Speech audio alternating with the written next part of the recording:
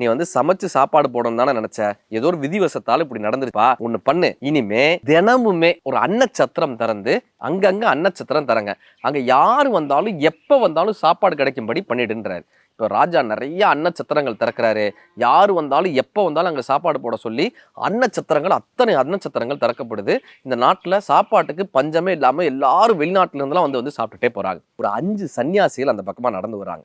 நடந்து இந்த நாட்டுக்கு வந்துட்டு கேள்விப்படுறாங்க, ராஜா எல்லாருக்கும் சாப்பாடு போடுறான்றதை கேள்விப்பட்டு அங்க ஒரு பாட்டி பாத்திரம் தேய்ச்சி, இந்த பாட்டிகிட்ட போய் ஒரு சன்னியாசி கேட்டாரு, ஏம்மா இங்க ராஜா எல்லாருக்கும் இலவசமா சாப்பாடு போடுறாராமே, ராஜா எல்லாருக்குமா சாப்பாடு போடுறாராமே, எந்த இடத்துல சாப்பாடு போடுறாருன்னு. இந்த பாட்டி பாத்திரம் தேய்ச்சிக்கிட்டே சொல்லிச்சு, ராஜா எல்லாருக்கும் சாப்பாடு எல்லாம் போடத்தான் செய்யறாரு, ஆனா அந்த சாப்பாடை சாப்பிட்றவங்க எல்லாம் செத்து போயிடுவாங்களாம். இந்த யமதர்மன் சித்திரகுப்தனை கூப்பிட்டு சொன்னாராம். சித்திரகுப்தனை கூப்பிட்டு சொல்லிக்காரு, இந்த பாவ கணக்கை யார் பேர்ல எழுதுறது, யார் பேர்ல எழுதுன்னு கேட்டல, அந்த கிளவி பேர்ல எழுது, கிளவி பேர்ல எழுது.